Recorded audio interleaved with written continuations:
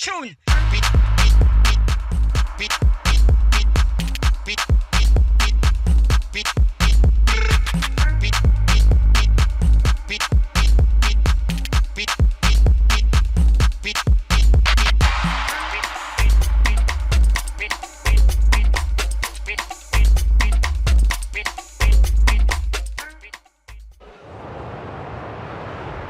The path isn't always easy, but no one climbs alone. Together we push forward, because every challenge met, every barrier overcome is a step towards something worthwhile. This is our summit, a world where eyesight is a priority, where vision is embedded as a fundamental issue and integrated within health sectors, where all children have opportunities to see clearly and achieve their full potential, where adults can work safely and efficiently, and older people remain engaged and independent. No more missed opportunities, no more lost education, no more isolation. Today, there are 1.1 billion people without eye health. Tomorrow, they become 1.1 billion opportunities for progress towards better productivity, education, and ultimately stronger economies. Now imagine this continuing for generation after generation to reach new heights. This is the power behind the Global Summit for Eye Health. A better future for everyone. This is our moment. It's time we take it and make the world see the value of vision.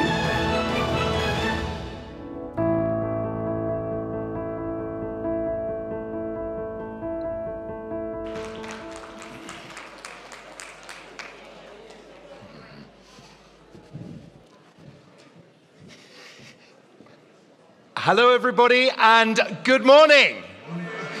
Good morning, Karibuni One, Karibuni All. It is a real pleasure to welcome you to this, whichever day you number it. We can agree that for this year, it's our final day of Insight 2030 Live, and it's great to see you. Some of you may have run out of business cards. Some of you may have run out of voice. But ladies and gents, honored guests, friends, have we still got energy for today? That sounded pretty convincing, actually, I've got to say. Now, watching that fantastic video, and by the way, hello if you're joining us online or if you're catching up. We're here live. Can we have a cheer from the room here in Nairobi in Kenya, everybody? Yes? It's good. Watching that stunning video, firstly, I thought to myself, what a moment this is, and how much we're looking forward to finding out even more about the first global summit on eye health later today. Secondly, I was reminded just through those stunning mountain peaks of when we gathered this time last year in Nepal. So in terms of where we've come from and how far we've come, can we acknowledge all of the organizers of so many of our gatherings before as well, which have been absolutely world-class. Round of applause for our hosts. And some of you might be wondering where we will gather next. No spoilers now. Hopefully later, we might hear some exciting news. So lots going on today. I spent a really enjoyable lunch break yesterday in the exhibition, so kudos to all of our exhibitors this year. Thank you for making us think and for so many interesting conversations.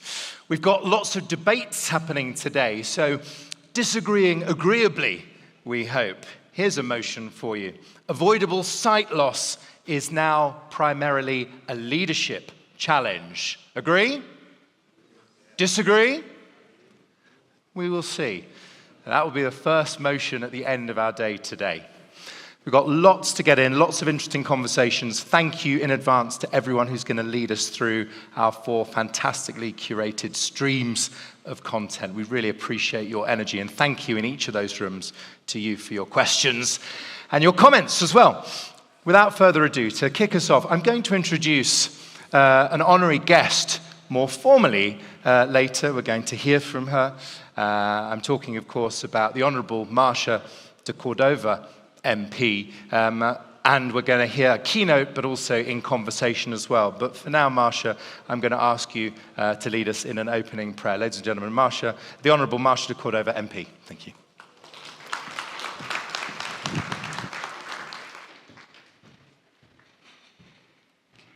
Thank you. Let us pray.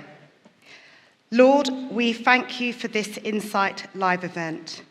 Thank you for bringing together people from across the globe, united by a shared desire to make a difference and help create a more inclusive world. As we begin the final day of this gathering, we pray that you continue to open our hearts and minds to receive all that is about to be shared and imparted to us. May every contribution be meaningful, inspiring, and a blessing to all who participate. We are grateful for the connections that have already been formed, and we pray for many more opportunities to build relationships, collaborate, and learn from one another. Lord, may this final day be filled with wisdom, purpose, and encouragement. And we pray this in your holy name. Amen.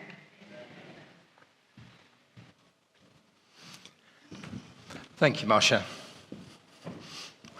Well, we're extremely fortunate to be united with 4 brilliant member hosts for our gathering this year. So perhaps we could have a round of applause to acknowledge all of their amazingly hard work. Thank you.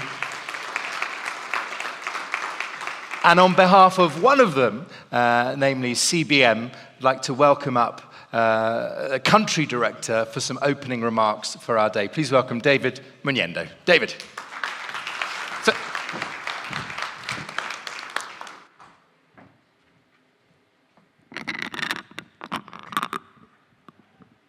Thank you.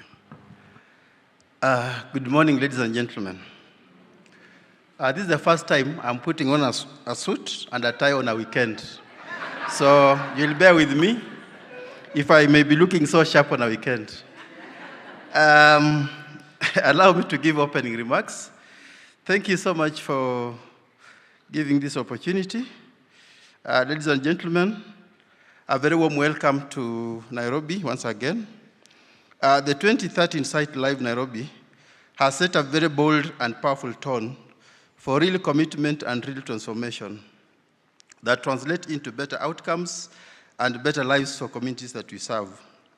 The unstoppable spirit of Harambee, I think it was passionately shared here by IAPB President, meaning pulling together, has been triggered in Nairobi and shall soar and roar, sweeping across the globe to deliver a generation free from preventable blindness.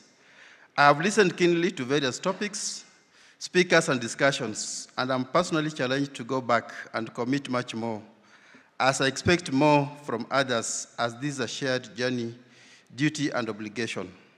I can't agree more with one of the speakers, Dr. Hannah, who said, eye health stands out as one of the most coordinated sectors globally. We have alignment, we have partnerships, and proven solutions.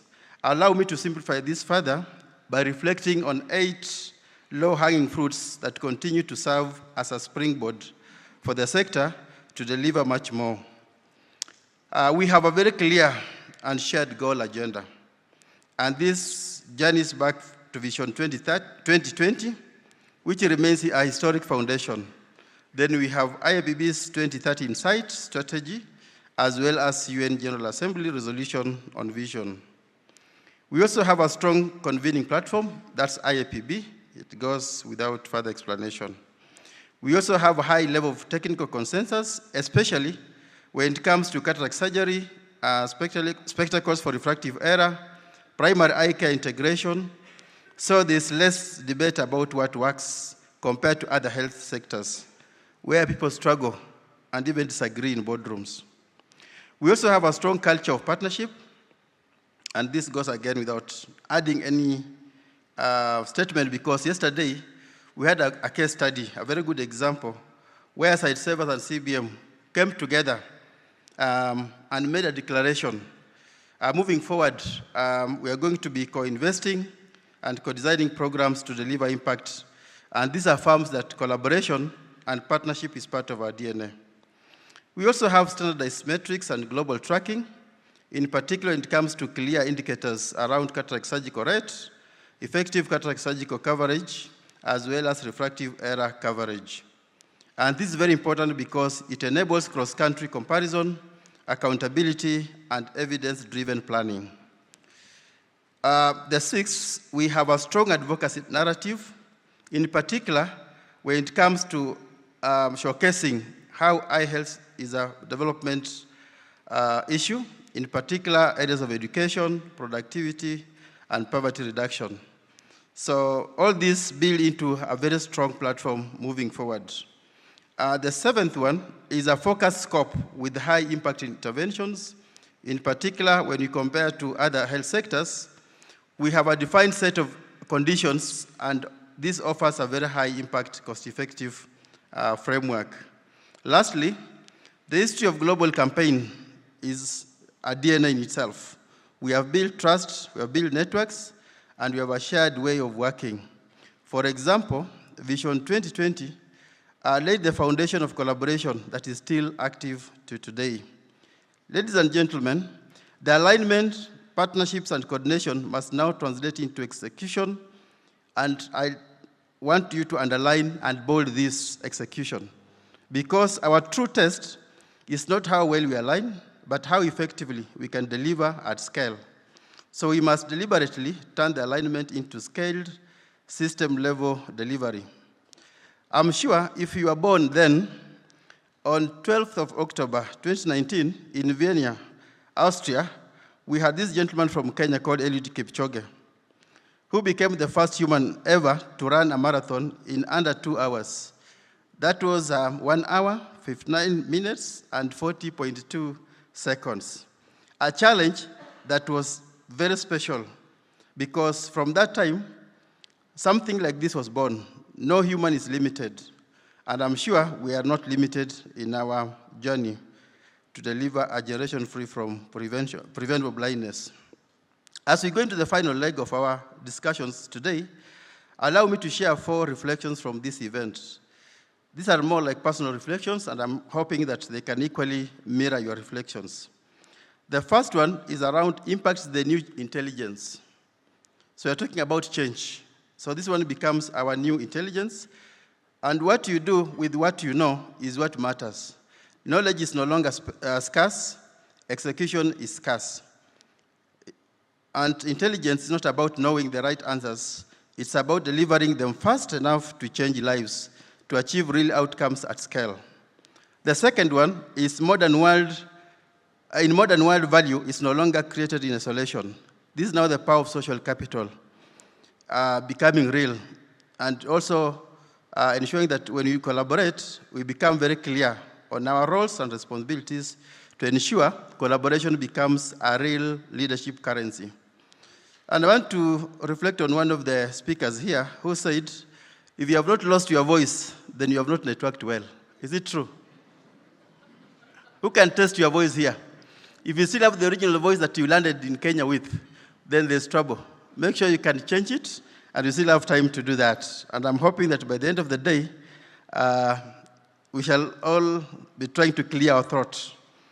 The third one is don't wait to be ready or to have everything. Start where you are, build as you go, and let impact be your teacher. In these modern times, now we pride that we can dream without sleeping. Is it true? That even as you look at me, you can dream. Okay, I like that. So let us move from idea to execution, because in today's world, speed and purpose beat perfection every time. Lastly, ladies and gentlemen, it's about a generation of champions is not found. It's intentionally raised. In particular, I want to applaud the session that we had yesterday about the leaders and the future champions that we want to really have in the next generation. So I know we have boomers here. I know we have millennials here. And also you have Gen Zs. How many Gen Zs by show of hands are here? Even me, I'm a Gen Z. Who doesn't believe? Okay. So I'm sure we all have a story of someone who inspired you, mentored you, and paid even for your school fees, and more or less like became like a role model. This cannot be an accident. We have to be intentional to raise champions and leaders to sustain the gains into the future. As we think of scale and impact, the daily investment in the next generation of leaders must be part of our DNA. Just like the ENEOS Marathon, let us go out there and be the pace setters. Thank you, and God bless you. Thank you, David. Start where you are, build as you go, let impact be your teacher. Thank you, David. I had completely forgotten it was Saturday, so thanks for reminding us of that. Thank you. The last leg, I like it. That's why we're ringing the bell. Thank you, David. And by the way, when I saw the hands up there go up for Gen Zers, we've been surrounded by an amazing team and crew here throughout the event. So can we have a round of applause for the whole team who's supported us throughout? One of my favorite sessions yesterday, I have to say, was with our young systems leaders on this stage, where I saw our next leader in action, dispensing wisdom, but also asking fantastic questions. And I'm talking, of course, about Fatima Chiari. But before I introduce Fatima to the stage, let's just note a couple of things. Firstly, someone who wears and has worn several hats in terms of her esteemed career, not least being a professor of ophthalmology at the University of Abuja, and an associate professor of ophthalmic epidemiology at the London School of Hygiene and Tropical Medicine. The role that we're extremely proud that she holds and extremely grateful for is being the regional chair for Africa for the IAPB. So for some welcoming remarks this morning and with gratitude, please welcome Fatima Chiari.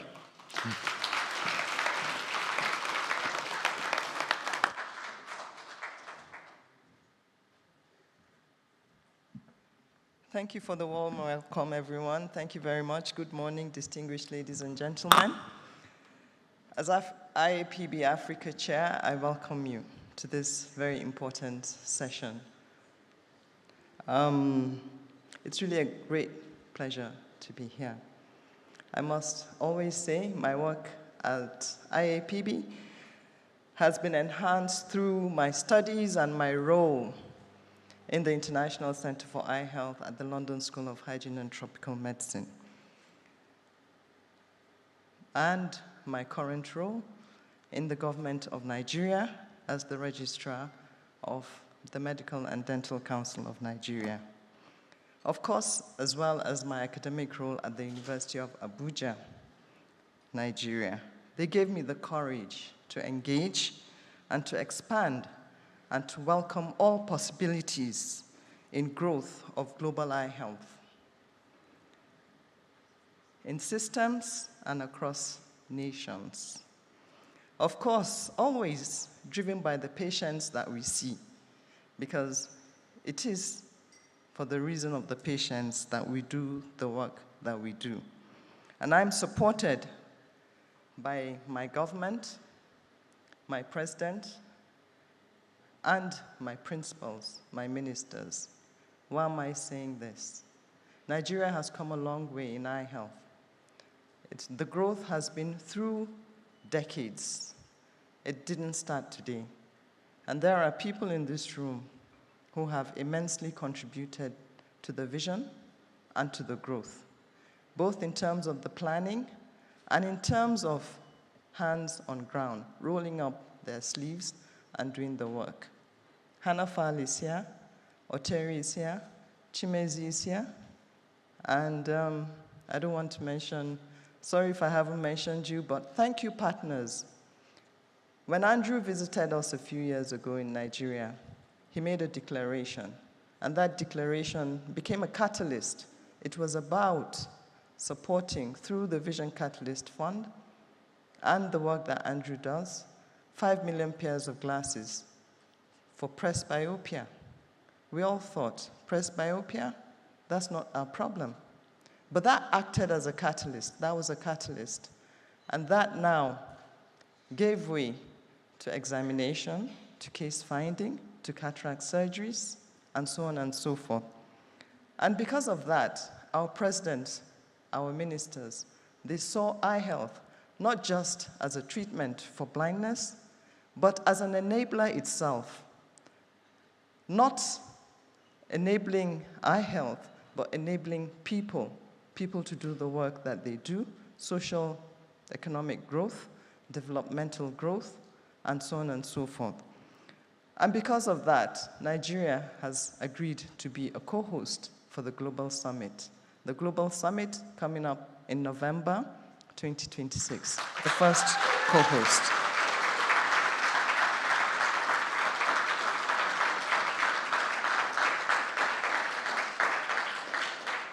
I must thank the partners that we work with, and I must thank the government of Nigeria, and I must thank IAPB for giving us the courage and also the opportunity to do that. Thank you very much. Now, Bloomberg Philanthropies Vision Initiative supports the Love Your Eyes campaign. And we saw the Love Your Eyes campaign grow. Simon was saying from 70,000 impressions to about over 1 million impressions over a few years. And that's incredible. Part of the support is growing Every Story Counts initiative. I just told you my story, but every story counts. And that collects thousands of stories from every level of eye health, from the beneficiaries, the patients themselves, from the practitioners, from people that do the work, and from caregivers, including you in the room, and would like to hear your story, the work that you're doing, and the people that benefit from the work that you're doing. We at IAPB are particularly proud of the work that has been started by great partners like Sightsavers here in Kenya, where we're working closely with their team to amplify more voices. We want to hear more voices, diverse experiences that would better advocate for eye health. We say advocate now, but I think we're transitioning to co-creation. We work together, plan together, so that we get what we need to develop eye health. Let's have a few stories here. Can we have the video, please? Thank you.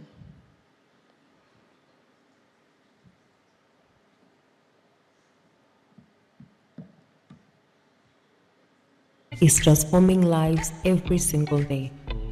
But behind every milestone, there is a person. Because every story counts. My name is Jadian Lamek, and I'm 12 years old. My names are Constance Mwendo Mutua. So my name is Dr. JV Austin. My names are Ketra Imbaya. My names are Robinson Mutimba.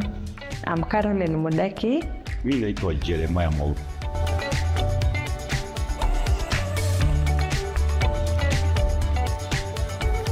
I work in eye unit as a nurse. I've been here for quite some time. I am a consultant ophthalmologist.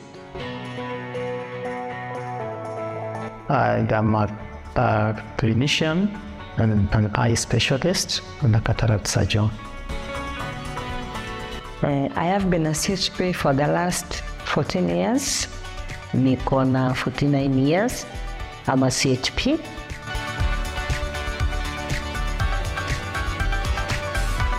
Nikaingia kazi ya drive. Toka 1987, siskani.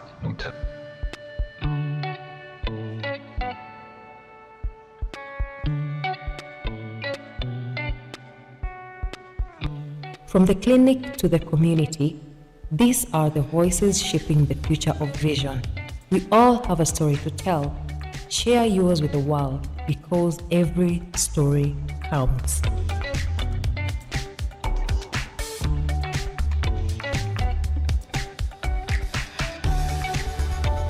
So please scan the QR code and send your stories in. Thank you very much. And I'd also like to say that as IAPB Africa Chair, I'd like to support other countries as well to get to where Nigeria has been. So please talk to me. And Simon Day is also here in the room. Talk to us, and we'll get you there. Yesterday, we had a conversation with Dr. Mansour Rabiu. We're going to do more in Nigeria.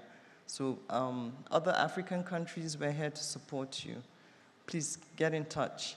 Thank you very much, ladies and gentlemen. You're welcome to this session once again. Thank you. Thank you so much, Fatima. And seeing that video, I'm reminded of our opportunity to connect the stories in the room. So I'm going to make the next introduction, but I'm going to do it in just over a minute's time because I sense the temperature rising in the room as well, which is a sign of something. Would we just all be upstanding and say good morning to someone you've not yet said good morning to? Maybe in a different row? Maybe to one side of you? Yes.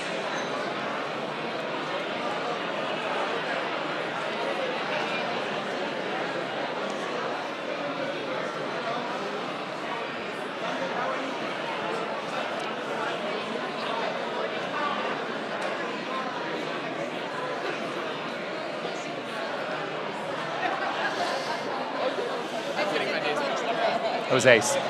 Okay. Thank you. Thank you. I'm not like you that knows what's happening in the room. I just like close out. Brilliant. You're a world-class communicator. Thank you. Ready, Peter? Am I next? Yeah. Okay, good.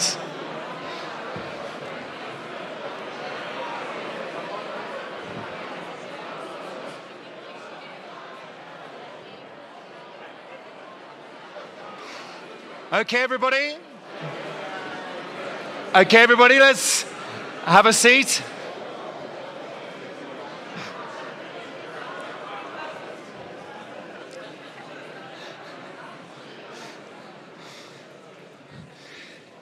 It's given me a trip down memory lane. Will you give me a yes if you were with us in Dubai? Was anyone in Dubai for 2013 and say yes? All right, okay, it's not a competition, but was anyone with us in Singapore? Yes. The flashback I had was, do you remember we did speed networking in Singapore? One of you told me recently you still haven't recovered from that. Some of you said, when can we do it again? But whatever your attitude to that is, here's to more connections, that's for sure. By the way, who was with us in Mexico City? Yes. And who was with us last year in stunning Nepal? Yes, in Kathmandu. Brilliant. We get to say we were here, don't we? We'll get to look back and say we were here in Nairobi. Let me introduce our next guest. He needs very little introduction, but I have to say it's always a pleasure hearing his latest thinking and ways of condensing what is a huge amount of extremely good work. I'm talking about the Chief Executive of the IAPB. Let's give a huge warm welcome to Peter Holland.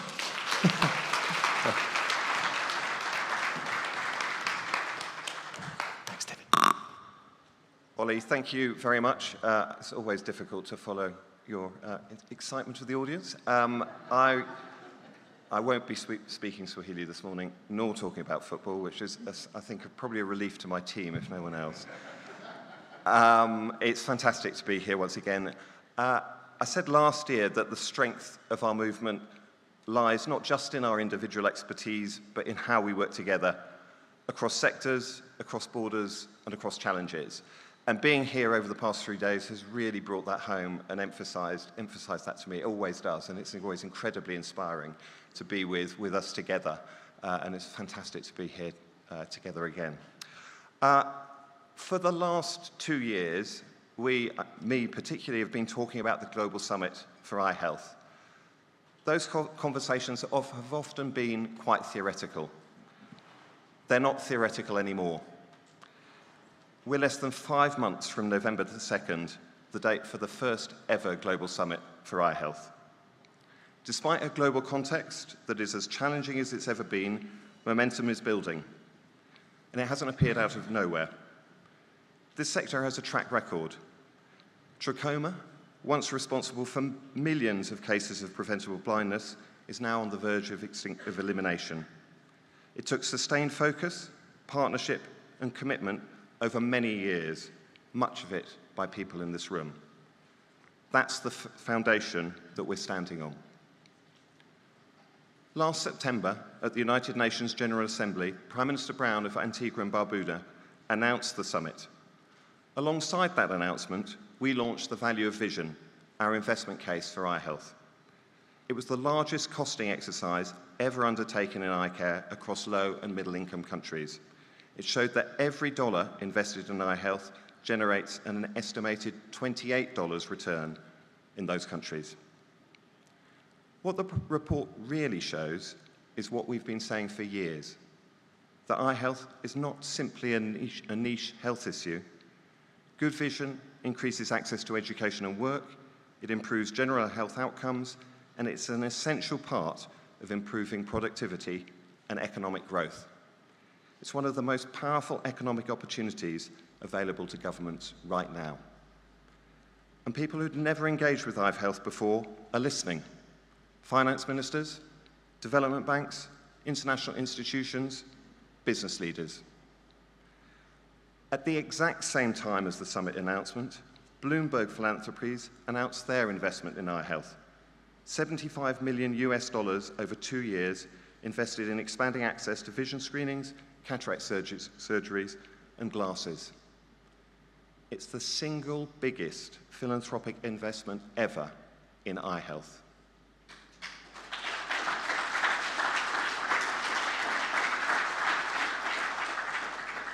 When someone like Mike Bloomberg stands with us, it's a powerful signal to other funders, politicians, and the development community. In April this year, at the World Bank Spring Meeting, eye health was finally on the agenda, discussed in sessions with ministers of finance, senior World Bank Group leadership, development banks, and UN agencies. Today, I'm pleased to announce a new partnership between the World Bank Group and the Vision Catalyst Fund, working alongside leading global eye health organizations. This partnership aims to transform how eye health is financed globally. This is the first dedicated financing mechanism for eye health. Thanks to Vanguard investors, CBM, Cure Blindness Project, and the Fred Hollows Foundation, the Vision Catalyst Fund has made a $2.2 million catalytic investment into the World Bank Group's Health Systems Transformation and Resilience Multi-Donor Trust Fund.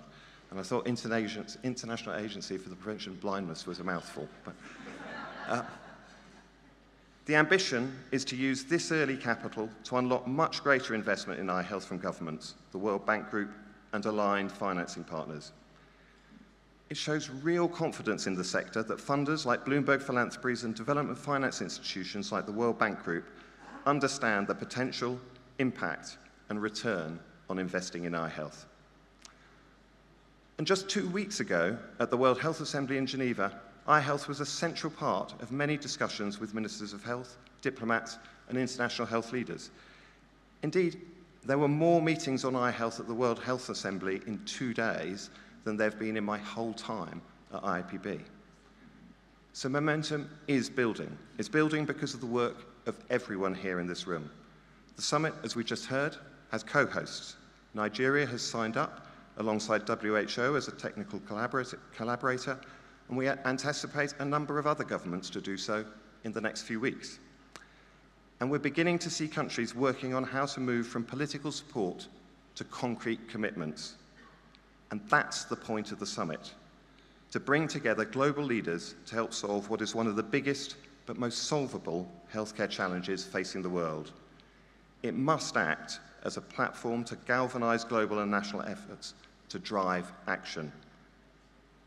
And that now is our challenge, to turn support and engagement into tangible commitments, and then to turn those commitments into action. Let me give you a good example. Many of you will know that at Inside Live last year, the Nepalese Prime Minister announced that the government would remove VAT on glasses, a significant policy win that pointed to progress and real change. But an announcement is not the same as implementation. So when the exemption wasn't implemented, IPB member NNJS and their partners took the case to the Nepalese Supreme Court, and they won. The court ordered the government that it had to exempt glasses from VAT, and that's happened. And beyond that, in this week's Nepalese budget, the government has announced that imported eye care equipment has also been exempted from excise duty.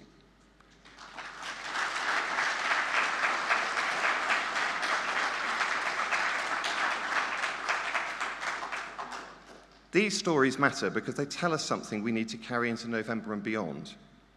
Summits help us get commitments from leaders. They're moments to drive and catalyze action. But a summit doesn't just happen in one day. The work that determines whether it succeeds is happening right now, because we need governments and eye care organizations, whether public, private, or NGOs, to commit and take action. So when we leave Nairobi, here's what I'm asking. Between now and November, everyone gathered here today, all of us, must influence our governments. Get our ministers engaged, and not just health ministers, all ministers. Build a case. Use the data, the case studies, the stories. Get them to attend the summit, and critically, bring tangible commitments with them. And then the hard work doesn't finish. It can't be one and done. After Antigua, we will need to work with governments to help them implement what they promised, track what they do, report back, push for delivery, keep campaigning.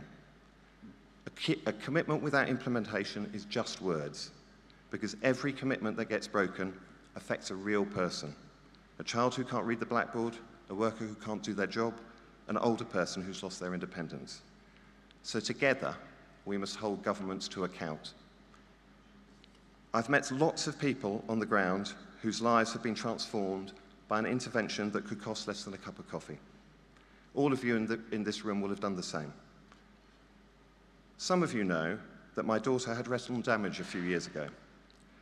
It made me understand our issue at a different level. As a family, we didn't know the cause, and for a week, we didn't know if it was going to get better or worse. She's recovered. I'll always remember that week, the not knowing, the anxiety and the fear, and then the relief of the diagnosis and excellent medical care that we could access immediately for free.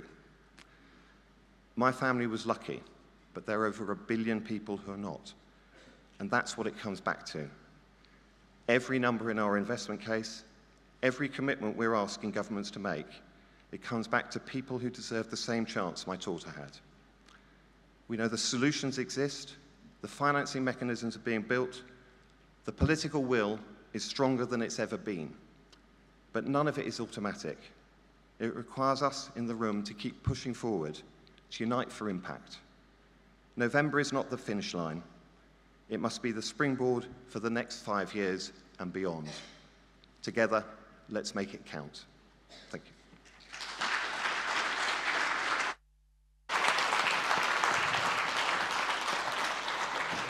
Thank you, Peter.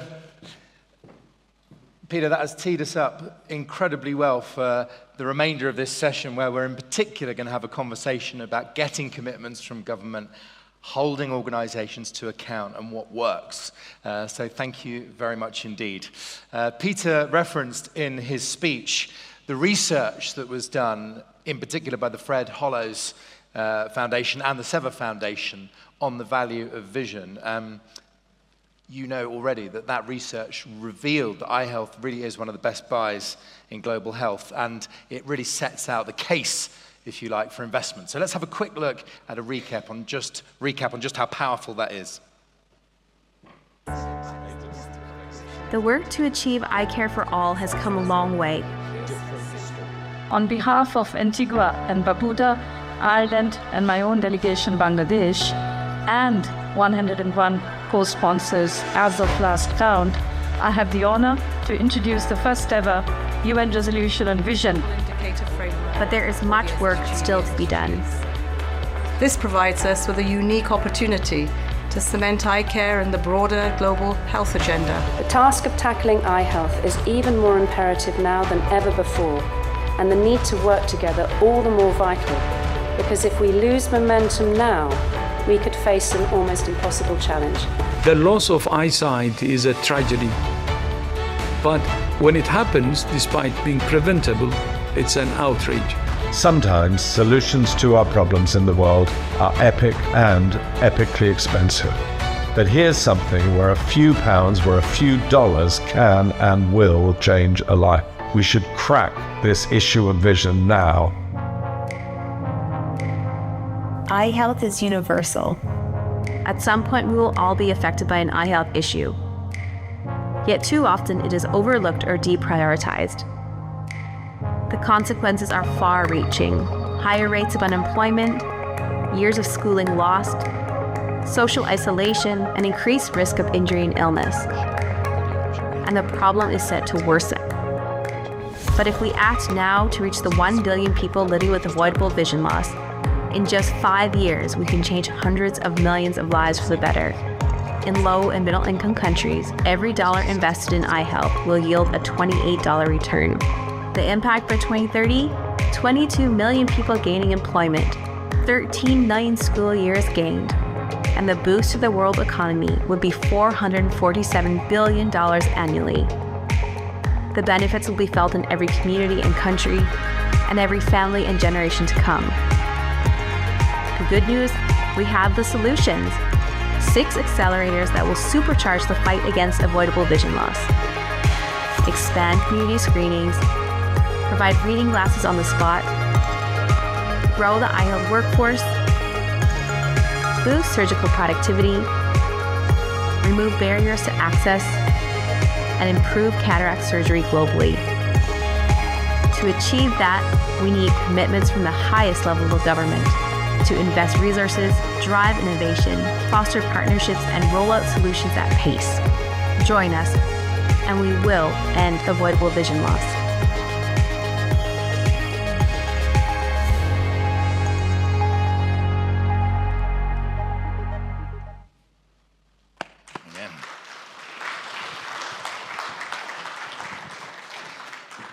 It's such a powerful film. You know, my 2 daughters, 12 and 5, often ask me what I'm working on and where I'm off to. And I think if I showed them that video, I think they'd be very proud of the work that you're doing. My 5-year-old, the first question she asked me when I landed here was, "Have you seen any animals yet, Daddy?" I said, "Not yet." Thank you for everyone who put that together. Superbly powerful. We're going to share more of that. And we'll hear more about the summit in a session coming up this morning. We're going to welcome up Simon and Jess to give us a 101 on the summit and all we need to know. Let me introduce our next guest. I was first in a room, to the best of my knowledge, with the Honourable Marsha de Cordova MP as she chaired the parliamentary launch of the Value of Vision report. I first met our next guest at a luggage carousel at an airport here in Nairobi. And it's been a pleasure exchanging lots of ideas and conversations over the last couple of days. More formally, Marsha de Cordova MP is the Member of Parliament for Battersea in the United Kingdom. She chairs the all-party parliamentary group on visual impairment and eye health in the British Parliament. And in terms of the range of her work, she advocates on a terrific number of issues, including disability rights, securing better relations with the European Union, the cost of living, a greener future, and opportunities for young people. So I have the pleasure of being in conversation with Marsha a little later on this morning. But please welcome to the stage the Honourable Marsha de Cordova, MP. Thank you, Marsha.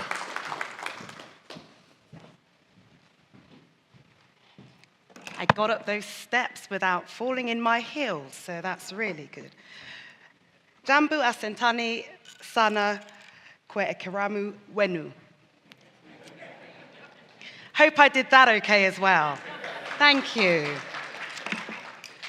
Right, okay, so look, I want to start by thanking everyone here at SightLife for the incredible set of events over the last few days. And I also want to acknowledge the powerful reflections from previous speakers, including the Honourable Minister for Health yesterday, and today hearing from Fatima.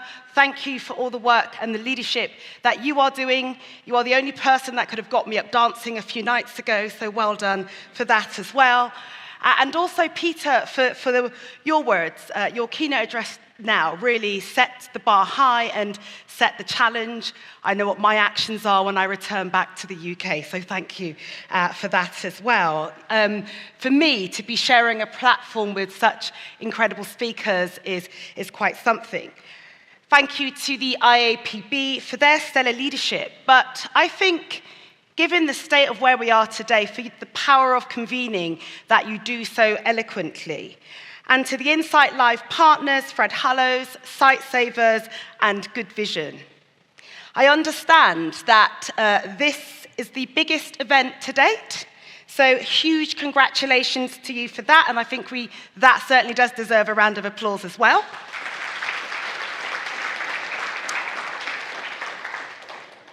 And I'm also told that I am the first parliamentarian from the UK to attend this event, so thank you for extending that invitation to me as well.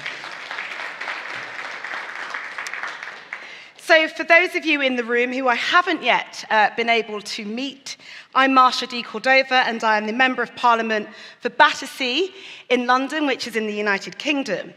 And Battersea is known for its famous 4 chimneys at the Battersea Power Station, which is part of London's fantastic skyline. It's home to the UK's busiest interchange railway station, which is called Clapham Junction, as well as the world-famous Battersea Dogs and Cats Home. Yes, in London we have a home for dogs and cats. Here they just remain outside. I get that.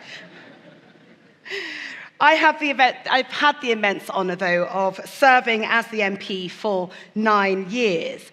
But long before Parliament, my journey and purpose in life has been shaped by my own lived experience. I was born with nystagmus, which is an involuntary movement of the eye. I refer to it as my wobble sometimes, as my eyes move from left to right and up and down and all over the place. Thankfully, you all don't do that when I'm looking, which is good. But I'm also registered blind. So disability rights, equality, and justice have always been a core part of my work, which has included working for charity sight loss organisations, including the Thomas Pocklington Trust and South East London Vision. But today, it is the golden thread that runs through everything I do to make a difference, but also in striving to be a voice for the voiceless. So being here with you all in Nairobi is therefore incredibly meaningful. The conversations we've had, both formally in panel sessions and discussions, and those in the breaks in between, are vital steps towards lasting change. And I have to say, I believe the passion and the purpose in this space is palpable. It is incredible. So whether it is preventing avoidable sight loss or helping those live a life to their fullest potential, I strive to achieve this through the work that I do in Parliament.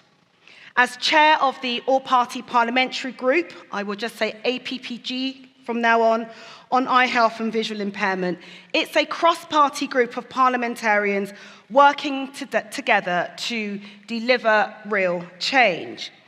Our work looks to influence, raise awareness, bring together evidence, lived experience, and leadership to inform policy and hold governments to account. Recently, we marked 1 year since the publication of our landmark report, Changing Attitudes, Changing Lives, which highlighted the barriers blind and partially sighted people face when looking for work, but also progressing in their careers. And it included the attitudes of employers to the inaccessibility of recruitment and selection practices. Now, we made a series of solution-focused recommendations to both business and government that would improve the experiences of people living with sight loss. And I'm really pleased that the government has seen this as a vital piece of work and have been taking it seriously. As sadly in the UK, when it comes to employment, there is a disability employment gap that has remained at around 30% for more than a decade. And only 1 in 10 blind or partially sighted people are in work. So there is much to be done in this space. And the government have been clear that it wants to see more people who are disabled in work. But for me, it is essential that this is done right. And what does that mean? That means putting inclusion at the core of all they're seeking to do. That means involving disabled people involved at every step of the way. It's more than just ensuring that their voices are heard. It must be a collaborative approach, sharing power and agency. And I will continue in my work to encourage them, and I will continue to hold them to account. Our work as a parliamentary group continues. We are about to launch an inquiry into the government's NHS, which is the National Health Service in the UK.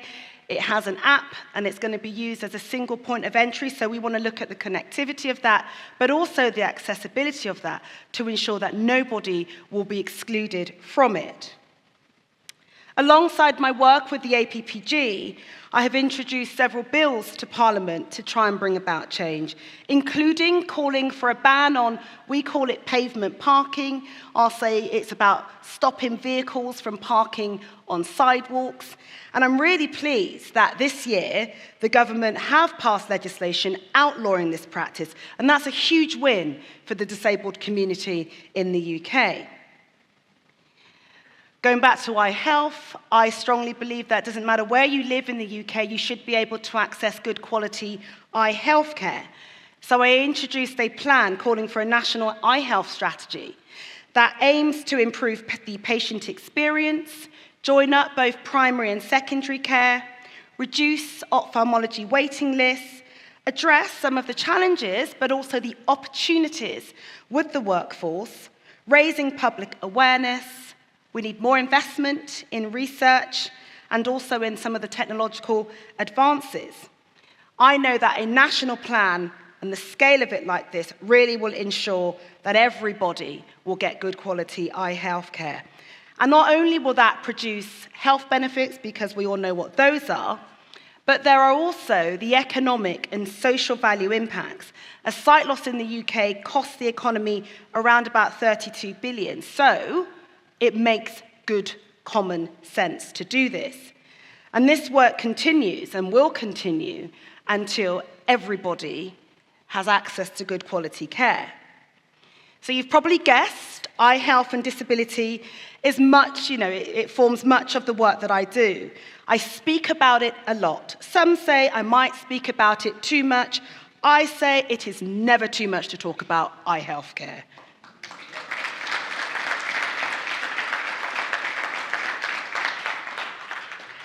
Engaging directly with government ministers to push for change is vital to this work. And I have to say, even though I can't see, I do spot them, and I make sure they can't run and hide from me either. Even if they're having a coffee, they're going to have it with me. So whilst change doesn't happen overnight, persistence is essential. Collaboration is key. When I began my campaign in Parliament for that national eye health strategy, I partnered with key stakeholders from across the eye health sector, including industry, charities, and healthcare providers. Everybody was on board with it. That gave me the will and the encouragement when I'm standing up and speaking about this in Parliament. I know I have blind and partially sighted people behind me, but also the eye health sector. So whether it's championing disabled people or eye health, highlighting evidence can, and it really does, deliver results. So before I close, I do want to acknowledge the excellent work from the Value in Vision report. And I did have the pleasure of hosting the parliamentary launch this year. By demonstrating the economic opportunities, the report provides compelling evidence and a practical tool for engaging governments, policymakers, decision makers about the importance but the benefits of investing in eye health care. Indeed, yesterday we heard the Honourable Minister for Health speak of his government's commitment to ensure eye health care is part of healthcare here in Kenya. So as I close, I do want to say once again a huge thank you and express my gratitude for allowing me to be part of this space. And I look forward, as you look forward to the Global Eye Health Summit this year. And again, that is huge, the fact that this is the first time this is going to be taking place. I know that everyone in this room has the power to be a champion for change, and that is incredibly powerful, but it's also inspiring. And as the former president, one of my political heroes, Obama, once said, "We are the change we have been waiting for." United in purpose, we can drive that positive change that creates a positive impact, but also a lasting legacy. Thank you.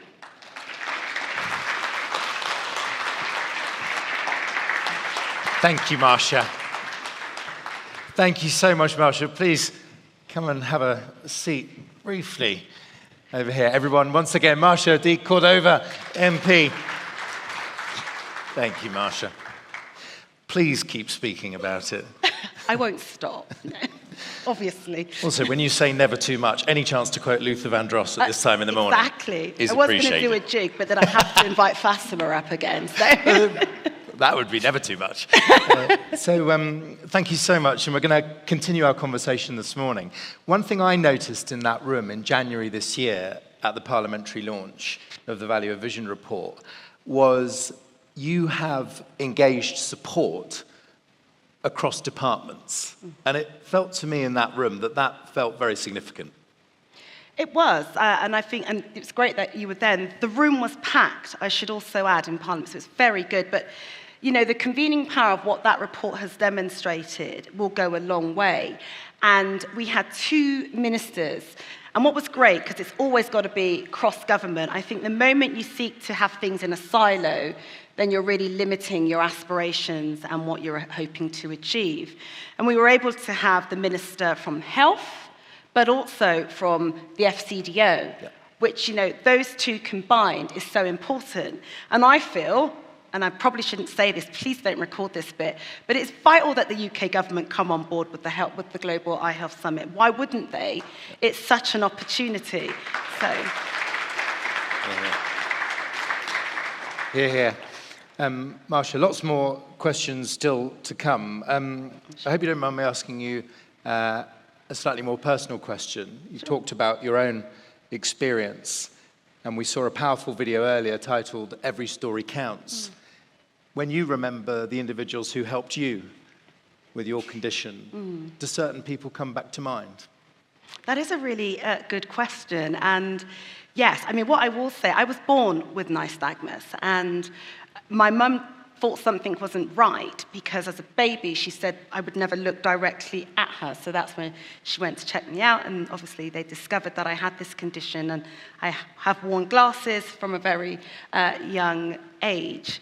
But my visits and my trips to the eye hospital in Bristol, anyone from Bristol or studied in Bristol or anyone? Yes, well, anyway, Bristol has a great eye hospital there as well, and that's where I used to go. And I used to really enjoy going because I got a day off of school, which was, and I could have, me and my mum would go for lunch. And she really tried to make it an experience. And the very first ophthalmologist I remember was Dr. Hayes, and she was an incredible woman because she'd put all the different lenses in. And you know, as a child wearing glasses, at first I used to have those NHS glasses, which weren't the nicest back then.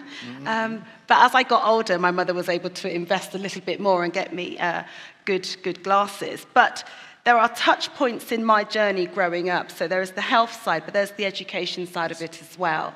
And when I went to school, I mean, I'm a strong advocate for inclusive education, and I was placed in a primary school. And back then, I won't say how long ago, because then you'll know how old I am, but back then, the head teacher thought it would probably be better if I was educated in a special school.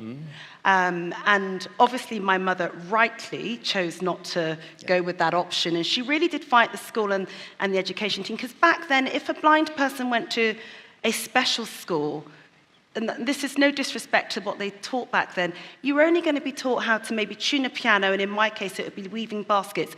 That would have limited my aspirations. So by her making that decision to fight to keep me in a mainstream education setting, it allowed me to have access to good quality education, because what we discovered is if I have the right support, I could be educated in that space. And I think it's worth me saying, actually, had they have put me in a special school, I probably wouldn't be sat here talking to you, Ollie, which is awesome, but I probably wouldn't have had the career that I've had. But it also lit something inside me, I believe, because I've never been shy in coming forward. I will always demand what's right for me. And that's the kind of wisdom I try to impart into young people, because I really do believe if you're in the space, you've got to occupy that space well, and you've got to use your voice well in those spaces as well. We cannot be silent when we need to use our voices. Hear, hear. And even as you were finding that voice, kudos and gratitude to your mother and to Dr. Hayes for those interventions. Thank you for sharing that, Marsha. In fact, the glasses I'm wearing today were almost exactly the same style as the ones I refused to wear at 8 years old. as would have been given to me. So times change. And they've improved vastly. And I have to say, there was a clip yesterday in a video, I may have been Sightsavers, I'm not sure, but there was a young lad choosing glasses, and he chose the green pair of glasses, which made me smile a bit, because I always wanted brown, and my mother I wanted blue. She refused and got me brown glasses, recognising that would probably match my skin tone better. I had glasses empty with our colleague from the Ministry of Health yesterday, with red glasses. I don't know if you saw them. Thank you, Marcia. More questions to come. But for now, Marcia de Cordova, MP, thank you. You stay with us. Yeah. So I'm going to introduce two colleagues to the stage to give us our 101 on the summit. And this is going to be fascinating, because I'm going to welcome up Simon and Jess, who could speak for an hour, but I think we've given them 7 minutes. So this will be fascinating. Come here for Simon Darville and Jess Thompson. Hello, everyone. Thank you very much. So what we thought we would just do, because there's people in the room who've been on this journey with us all the time. There's people who might just be hearing about the Global Summit for Eye Health just today. Hopefully not, if we're doing our job right. But in case you're not, I want to bring everyone to exactly the same page. So for those of you who've been all the way along with us, apologies for some of the repetition, but in communications, we like to repeat ourselves all the time. So this is the update as of basically last night. If anything's changed, I'll tell you. As Peter mentioned earlier, or late last year in September, Antigua and Barbuda announced that they would be hosting the first ever Global Summit for Eye Health on the 2nd of November at the American University of Antigua. Antigua have been a long-term supporter, as you know, of our cause, with Ambassador Aubrey Webson at the United Nations leading the UN Friends of Vision Group, which is exactly what Marcia does in the UK. And actually, one of Ambassador Webson's colleagues, Claxon Dubry, is here with us today, and you'll hear a little bit more on what Ambassador Webson would have liked to have said. He was supposed to be joining us this morning, but sadly he couldn't. So we've had his support, as well as High Commissioner Karen Mayhill in London. Antigua will be hosting the Commonwealth Heads of Government meeting at the same time, and so this is a great opportunity to get over 50 heads of government in the same place at the same time. And in this world, especially with everything going on, that isn't an easy thing to do. So we're really grateful to them for that. So we've had lots going on since this. In fact, that says April, but we've updated the words and I've not updated the top. But we had a public launch earlier this year. Some of you were there at St James's Palace in London. Peter and I were in Antigua at the same time with the Prime Minister, so see who had the better deal with that outcome. And as Fatima has said, and frankly, thanks to Fatima's very hard work and her colleagues' hard work, Nigeria has also agreed to be a co-host. And we've got positive discussions with a number of other governments as well, which we hope will come to life in the next few weeks. WHO are going to be a technical collaborator as well. As we've mentioned, this is happening in the margins of the Commonwealth Heads of Government meeting, but that doesn't limit it to Commonwealth countries. So there's a group of non-Commonwealth countries that will also be invited to attend, some at a head of government level, some at a Ministry of Health level. Now, some of you may be wanting to know whether you can come. I'm afraid at this moment, attendance is quite limited. That's because we are concentrating on making sure that we have heads of government there, ministers there. We want it at that level. I'm sure you'll all agree that we have a great time here talking about our cause together, but if we're going to be successful, we need the people in the room who are going to make the commitments and the action that Peter's talked about. So at the moment, we've sent emails out to all our members, key contacts, to ask for an expression of interest. So please respond to that, and we'll continue to work out how we do this as we go along. And also, we've obviously been to Antigua. We've checked the venues. We're really lucky. This is basically the only other event happening at the Commonwealth Heads of Government meeting. So we know we'll have lots of people there. Thank you, Simon. So as you've heard from Peter, really the heart of this summit is commitments. Commitments from governments, commitments from international institutions, from private sector, from civil society. So what is a commitment, first and foremost? A commitment is really a public pledge to take specific actions, to allocate resources, and to achieve measurable targets. And we've produced a lot of guidance to support this commitment process. We have that on our website. We've also been doing commitment workshops to support all of you in developing your commitments. We've had one this week, and we have more planned. And if I can just point out Junu and Rachel, if they're in the room. Stand up, there's Junu. Rachel is somewhere. They have been leading this terrific work. The commitment process opened at the beginning of the year, and we've already received 4 commitments from members, but we want commitments from every member. So please do speak to Junu and Rachel about making that happen.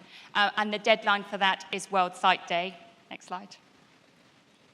But our role as the sector is not just about making our own commitments, it's critically about supporting and advocating to governments to make their commitments. And we have been on a global roadshow this year. We have been everywhere. We have been, as Peter said, the World Health Assembly, we've been at the World Bank Spring meetings, we've been at the African Caribbean Investment Summit in Nigeria, we've been at a Ministers of Finance UN conference in Tangier, we've been at Women Deliver, and next month we'll be at the High-Level Political Forum at the United Nations, launching the first Global Compact for Eye Health, which will be the main political outcome document for the summit. So it's been really terrific to do a lot of this awareness raising, particularly with governments and with institutions.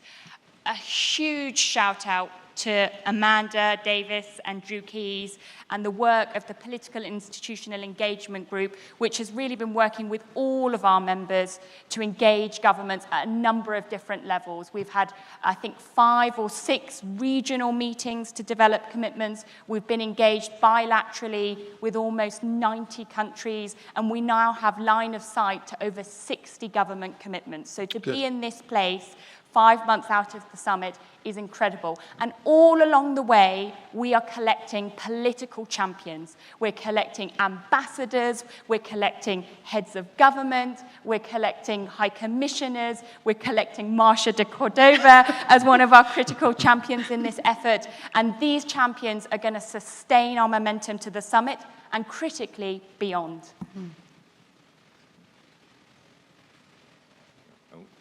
Oh dear, I went on. There we go.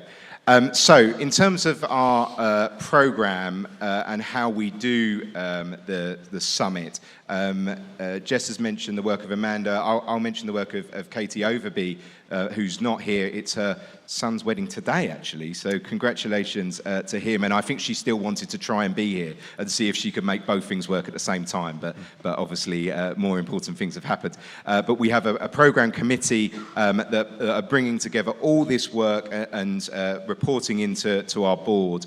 What we expect to have from the programme is certainly high-level attendance. That's the most important thing, that we get those government leaders there. We want to spotlight key challenges. We want to make, as Jess is saying, commitments both from those governments, but private sector and civil society as well. We want to make sure it's an engaging opportunity for photographs and media moments, because we all know that our politicians quite like a photograph and getting in papers, don't they, Marsha? Not me. And that's really important as well, to get our message out there. And we're also hoping and planning on a technical showcase as well. There are lots of communications resources out there. We're still improving this as we go. We've mentioned the Value of Vision report. Jude Stern, our colleague, has mentioned the Vision Atlas. The team are putting a huge amount of work in, but we are laying the tracks as we go. There's a lot of work to do, so keep updated on what we're producing and our channels, and there'll be lots for you to use as the weeks go on. So, next steps. Critical effort is to secure those commitments. I just checked, we have 149 days and 6 hours. So that's the challenge. And to quote Drew Keys, we've hooked the fish, we need to reel them in now. I'm not sure Simon likes that analogy. We're obviously operating in very difficult times, but as Peter said, we have that momentum, and we're also extremely grateful to all of our high-impact partners who've been supporting the summit, and we would encourage further support for the summit as we make this happen over the next couple of months. So as I said, it's really focused on landing commitments, but I mean, I think the success of the summit, as I was saying to Ollie yesterday, is not just in the event itself. It's in the enduring implementation, as Peter said, and the legacy that it leaves behind. It's in the what next. And I'm really pleased to announce that we've been working very closely with the World Health Organization to develop a joint commitment portal and accountability mechanism so we can really secure that accountability and implementation. We can house all of the commitments together, and we can embed and reinforce those reporting mechanisms that exist both at the World Health Organization but also at the United Nations. So that's a really exciting piece that we'll see come out of the summit, and we'll of course work with all of our members to make this a really lasting change. So once again, thank you so much to our high impact partners. Many of you are in this room, you're making this happen. This isn't an easy task to do. Lots of you are working no matter what you're doing, but our high impact partners are helping us fund and put on this and staff it. So thank you to them. Thank you to our anchor funders as well. I'm sure Nick Parker, who is leading all this work with a great team, if you would like to join this group of people, either as a high impact partner or as an anchor funder, then I'm sure Nick would love to speak to you today or afterwards. So please do. But thank you very much for your help, and I'm sure the panel will help us continue. Thank you. Thank you. Thank you, Simon. Thank you, Jess. So 149 days, 5 hours and 57 minutes. The clock is ticking. My heart's starting to beat faster. Let's welcome up two additional and excellent guests to help us continue this conversation, really from how you go from warm and positive words into commitments, and from commitments into action. So we'll welcome, firstly, to the stage for the first time today, a colleague from UNICEF. Fernando works in the Assistive Technology Program. He's a specialist there at the Children with Disability team. So please give a warm welcome to both Fernando Botelho and also let's welcome back to the stage Fatima Chiari. Welcome back, Fatima, please.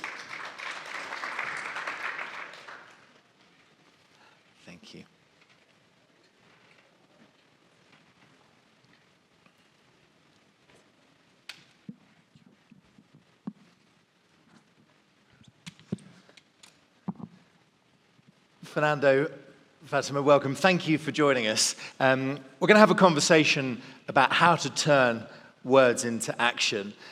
We've heard about some of Marsha's work this morning, Fernando. Fatima needs little introduction to this group. I'd love to hear a little bit more about your own work and what you're doing in the unit. Thank you so much, Ollie. It's a true pleasure to be here. Thank you.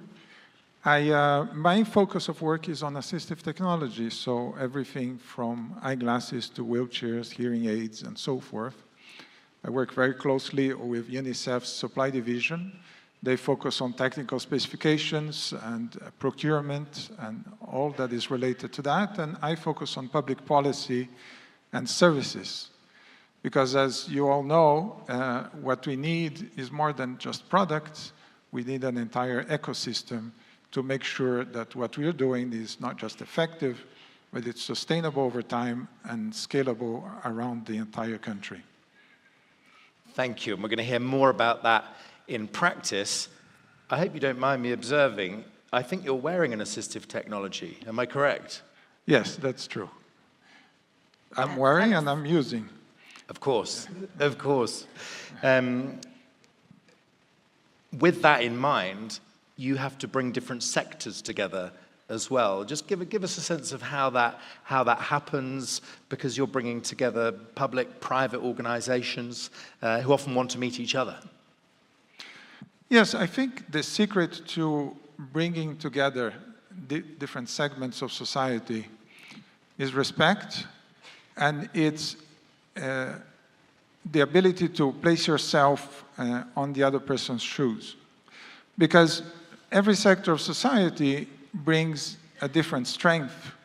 The public sector has scale, the private sector has tremendous efficiency, the INGO sector has tremendous expertise, the faith-based organizations have a wonderful and powerful focus on our values. And we also have to understand that each one of them, with their strengths, they also have areas where they need to collaborate with other sectors in order to be truly effective at scale with sustainability in whatever area we are talking about. So I think that's the secret. It's respect and an approach of humility, because you never understand as much as you think you do about the other person's position and needs and potential. Thank you, Fernanda. So what we're going to try and do now is, and I'm going to give, please, our team on stage full permission to be blunt, to be pithy, no sugarcoating needed, because we want to get some questions in and observations from our audience here in Nairobi as well. First question is really around how you build that political moment. Marsha, particularly through your work chairing the all-party group, you're having to bring people, to unite people who often spend their whole days opposing each other and disagreeing. So I suppose the question is, what have you learned about how to do that in practice? Great question. So when I first entered Parliament, which was 9 years ago, I entered, I'm a Labour member of Parliament, by the way, so we were in opposition. And so that was a good kind of learning ground to understand how best to work in a cross-party way to ensure you can try and get things done. Because if your party isn't in government, it's going to be slightly more challenging. Yeah. And so the work through the all-party parliamentary groups, and what I should say about these groups are they have to be cross-party. In order to establish one, you've got to work with other parties. And when it comes to iHealth, I think we can all say that probably somebody either knows somebody who has had a challenge with their eyes or have their own lived experience of it. And so being able to identify folks to collaborate and work with in this space wasn't that challenging, actually. I should also say, I also chair the all-party group on disability, so I also have to have two hats in that space, and it's good for me to also try and merge sometimes the work that they do, because the outcomes are usually shared in terms of what we want to achieve. However, that too does come with challenges. Now I'm in government, well, my party's in government, I obviously want them to be doing more in this space, and you then get to recognize sometimes where the limitations can be, but, you know, working on a cross-party basis will always help to build momentum, and it's something that we have to get savvy at and better at doing. Right. And when you, sorry, carry on. No, go ahead. It's okay. Go ahead. I don't know how many elevators or lifts there are in the Houses of Parliament, not that many, but if you had 30 seconds in one with an opposition member of Parliament and you need to bring them on board, what form of words do you now use to capture their attention? Because they are pressed, they're being bombarded in some senses. They certainly are, but you know, as members of Parliament, our first priority will always be our constituents, okay, the people we represent. And I can guarantee you there are 650 of us, but each and every one of us will have come into contact with or will have people that we represent that are experiencing sight loss. So there is already that link there. And so you just, if I was given a 30-second pitch in the lift, do you know that there are X number of people living in the UK with sight loss and 250 people begin to lose their sight every day? Right. You need to get involved in Love that. Thank you. Yeah. That's super powerful. Fatima, on that journey, how do you get a government from going, which you have absolutely done, from being supportive in principle to genuinely on board? Thank you very much for that question. I think there are 5 things we looked at. First, eye health as a development issue. Secondly, that we have practical solutions to address issues of eye health, and also that addressing eye health itself is a solution to developmental problems. And then data matter.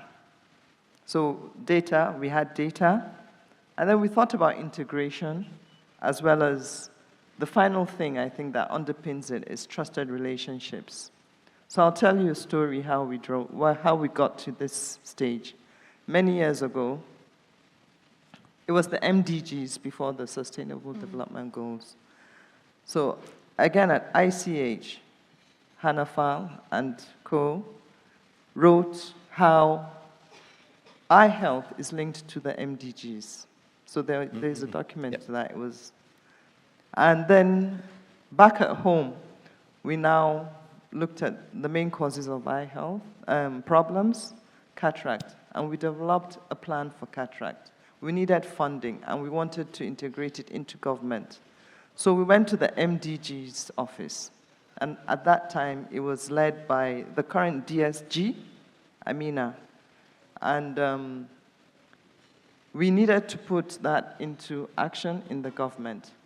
So she gave us a document at the time, which was the National Health Strategic Development Plan 1. And she said, sit down. She gave us a seat in her office. Show me where eye health is in this National Strategic Health Development Plan. If it is, I'll support you. Yeah. And I sat down there for 2 hours looking through the document, and we didn't find the word EYE. We didn't. It wasn't there. Good. And then she now said, do you have data? And we had just completed the national survey on eye health in Nigeria, and we had data. You're equipped. We were equipped. So we had that document that linked MDGs with eye issues, and we had the data. And that clinched it. Right, game, set, and match. Yes. Okay. So it was integrated. And then when the National Health Development Plan, Strategic Plan 2 was developed, eye health was fully integrated into that. Right. That gave us the strength to develop an eye health policy in Nigeria, and we did. Because this is the transition that is so fascinating, isn't it, Fernando? Because you want to go from a situation where something is recognized, and that could be vision screening, it could be assistive technology, it could be recognized by government. That's not the same as being owned by government. How do we cross that chasm? Well, like so many things in life, there's not one single answer, but I think that once you have the data, you have the evidence, and you need emotional commitment. I think we always think of ourselves as incredibly rational beings. But you just need to turn on the news, you'll know maybe not so much. But we need that emotional commitment because that's what really motivates people to take action. Now, you bring in the evidence, you bring in the beautiful stories of children and adults having their lives changed thanks to eye health. But then, how to get it done, right? It's not straightforward. We have here, to the audience here, I'm sure it's all very straightforward, but for the general public, for the government, they receive demands the entire day. Yes. Everybody's asking for something. We need to not just approach them with a demand, a new ask, we need to approach them with a solution. And that's where IAPB and its membership comes in. We bring the challenge, we bring the evidence, we bring the way forward, the recipe, the strategy, and then we help them implement. Then there's no way any government would say no to that. Right. So let's jump forward to the point at which the government says yes. And Peter hinted at this in his keynote this morning, Marcia. How do we, because there can be a gap, can't there, between commitments and what people actually experience, indeed those commitments being turned into actions. How do we close that gap? So look, I think the key here is, once you get the commitment, there's got to be a plan on how that action will then be implemented. And I suppose the good thing about what we're doing here with eye healthcare is the solutions and plans on what that should look like have been done. Yes. Pretty much. And it really can be taken across each government because everybody has some sort of plan in place, and how do we kind of incorporate eye healthcare into those plans? I think that for me is crucial, and that's the similar approach I tried to take with my national strategy plan. Now, the government weren't going to lift my entire strategy and put it into practice, but implement elements of that. So think of the workforce, and I believe, we need more people working in eye healthcare, but there are challenges, but there are opportunities around recruitment and so forth. So making sure as part of the NHS 10-year plan, they sought to look at workforce and try to incorporate eyes in that. Right, so commitment, plan, and then of course, accountability, holding stakeholders to account. Fatima, from your work, what could you share for us in the UK, but also for our colleagues globally, about how you really make sure that commitments are practically deliverable? Yeah, so I'll go with what Marsha says as well. Commitments, and the commitments, exactly what Jess said, they would help you to develop commitments into, deliverable commitments. So it has to be smart, like measurable, achievable, doable. Those commitments have to be, and they're also dependent on at the stage of which your development is. So you can't make a commitment to deliver 10,000 or 25,000 cataracts if you don't have the baseline requirements of that. If it's not embedded into the health systems of your country, you can't make that commitment because it's going to be hard to deliver that. So like yesterday or 2 days ago, Zambia gave a presentation, and they're saying that one of their commitments is develop an eye health policy because they know that they need that baseline to be able to achieve other things on top of it. So that kind of thing. And then, of course, it has to be accountable as well. Yeah. We need to be able to measure implementation, to be able to check performance, and then also to report. Once we embed that accountability system into it, then we'll be able to keep going forth and forth. Once it's embedded into reporting, then we have to be accountable. And of course, the bottom line is resources. The resources have to be there. And not just about money, but also the human resources that need to do the work. Yeah, and that's it. Thank you, Fatima. And if I could ask, to get up on one of these. Three's the charm. If I can ask just a personal question, Fatima. You are articulate, you are extremely composed. I'm just wondering in the back of my mind, is the secret to this patience or impatience?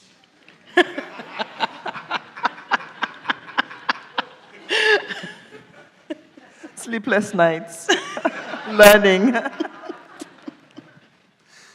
Well, given I've opened the door in a cheeky way, is there something, we're amongst friends, although we are streaming live, is there something which hasn't yet been said, which is saying, look, we talk about hearts and minds, we talk about data, is there something we can share with colleagues that says, that here's the thing, here's how you really do it? And I'm looking for the gem that we might not have discovered had we not walked by your side in these corridors. Fatima. The people that matter, the people we do this for. Because we have to, it's for them. How do we change their lives? Yesterday I told a story which I love telling. After an outreach cataract surgery, we went to see the woman. She's 6'6". That wasn't what she was excited about. What she was excited about was, today, I could go to the toilet by myself. Dignity, mobility, is what the people matter, and how they can come back, live, thrive, and even survive. Thank you. Marsha, we're going to come to you. Fernando, a secret for change makers that often goes sort of unspoken, something to share perhaps with us? Well, I'm not sure that I'm the right person to say that, but I think when we want to change society, it's very fashionable for all of us to talk about technology and innovation. But not all innovation is digital in nature. And I think there are key innovations that are related to processes, behaviors, attitudes that have never been tried before, or have not been tried at scale, or have not been tried by a certain group. I think if we want to expand, in some countries, we want to expand by 1,000 yes. the number of people accessing eye health. We cannot expect that our budgets are going to be multiplied by 1,000. We have to reinvent, rethink every step of the way, every element in our process, every piece of the puzzle, so that we are able to scale up. So on that, Fernando, let's begin with the end in mind, especially in the work that you're doing affecting children and young people. What sort of commitments would you really welcome? Just give us a steer, because that can then become a North Star for colleagues. Well, I think the key commitment from governments, but not just governments, from every sector of society, is to work together. And that includes persons with disabilities, that includes parents groups, because when you have the end user as part of the process, the decision-making process, you have the feedback you need to keep it improving. And the commitment from government for structuring the entire process in a way that it iterates again and again and again. So you revise the way you do things on a yearly basis or biannually. You look at what works, you replicate and scale that up. You look at what's failing, you make changes.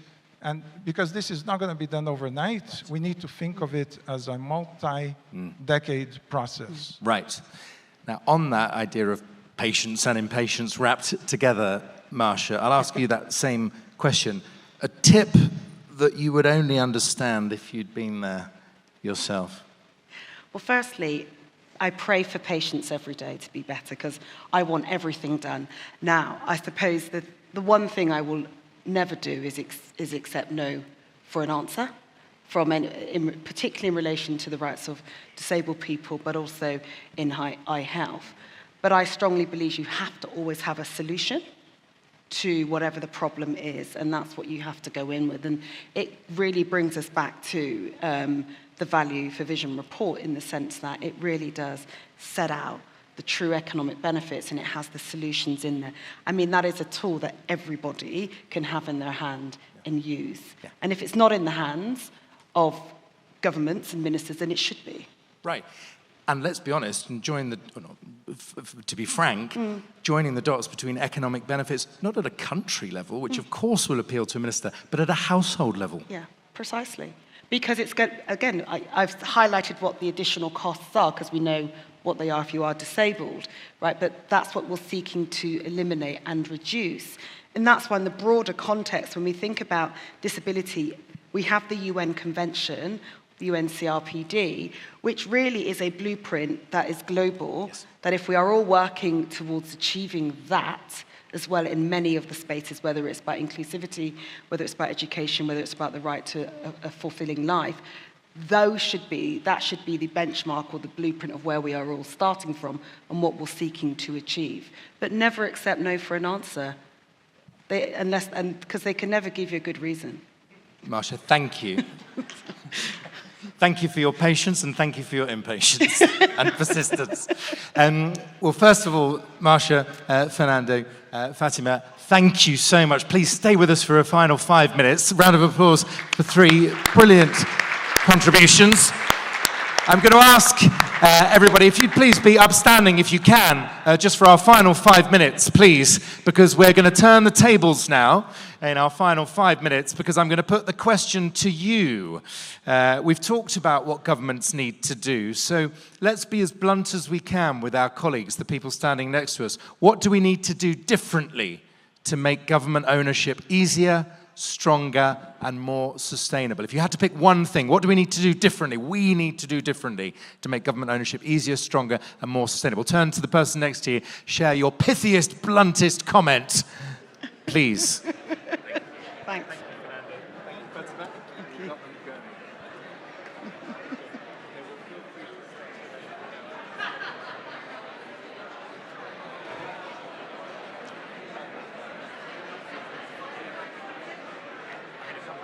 Ah, right, okay. Yeah, stay, please. Oh, sorry.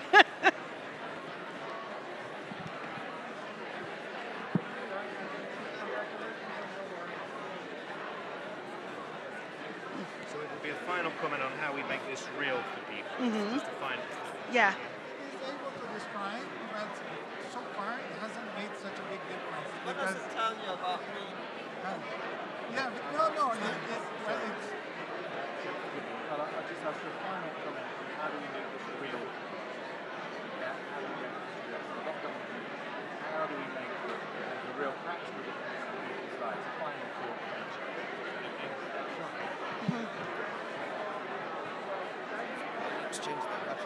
Oh, sure. It might not be the right time. I'll probably keep the hand up.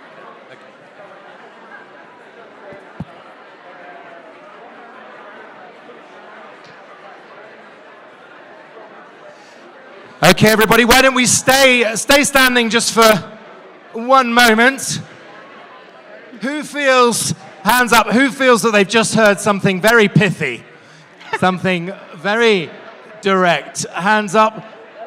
Yes, I'm gonna see over here.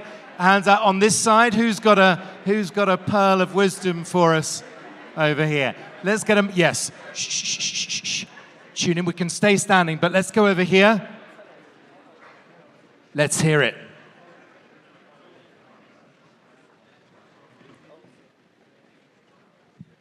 Here we go. Yeah. So accelerate what is being done well. Accelerate what is being done well already. No. And then second thing is don't be a barrier. Yeah, don't be a barrier. Here's to that. What works? That's the question. Another one. Who's got is that a hand up over there or are you cheering? It might have been. It could have been both. I'm coming. You see, you're wondering now. I've sold lots at auction for that. Was that more celebratory or have you got a... Here we go. Are you composing your thoughts? You don't want to do it. Oh, yeah. Oh, you were celebrating. Well, cheers to that. Why not? I'll come into the middle here. Here we are. I feel like Jerry Springer. Right. Thank you, and thank you very much to everyone who has allowed us to be a part of this. My name is Munira. I am from Kiambu County in Kenya, and we were one of the recipients of the Vision Impact Project by CBM in Kenya. And it was something that gave us a lot of hope. And that is the thing, is that hope is something that is so crucial. And it is something that has not been there in the iSpace. I speak from a Kenya perspective. I don't know how it is across the board, but the focus on eye health gave us hope. And in the government sector, it gave us the hope that it was possible to do it from the government side. And my advice would be, as going forward and whatever projects are being done, is that in the government space, to get them on board, to have your plans and your policies in place from the beginning, so that as the project takes off, then governments work hand in hand with the projects, so that the projects create the systems and the governments have the ability to go on rather than struggling to transition once projects are over. So thank you very much. That was good. First class. We'll take was there an offer right here, and again, forgive me, your pithiest version. Thank you. I would say, ask your ministers or government workers to not have their vision correction on, in whatever form that is, for a day, and see how they can do their job. Absolutely love that. Absolutely love that. Do you know, I was handed my badge, and I didn't recognize myself because I didn't have my glasses on. I'm a different person. That's such a powerful idea. Thank you. Final question, and forgive me, please have a seat, everyone. Round of applause for those contributions. Final question, and it's back to this billion-dollar question. And we'll just go 30 seconds from each of our honored guests. How do we make this real for people? How do we take it from that high-level commitment to making it real for people? Marsha, Fernando, and Fatima. Marsha. Well, we've all heard so much brilliant things over the past couple of days. And if it's just one action, I think each of us could all take away that we're going to commit to doing, that will then, I believe, spark something that could hopefully then bring about the actions that we need to see delivered. So I know what my action is from leaving this summit here this weekend, and what I would like to do going back when I get back to the UK in terms of what I'd like to see my government committing to, but also achieving as well. And by the way, Marsha, thank you in advance for that. If you knew that anyone you asked would take a half-hour meeting on this when you got back, they'd say yes. Who would you ask for the meeting? Well, we might have a few changes coming, So A little local topical point there. Simon's hysterically laughing because he fully knows what I'm talking about.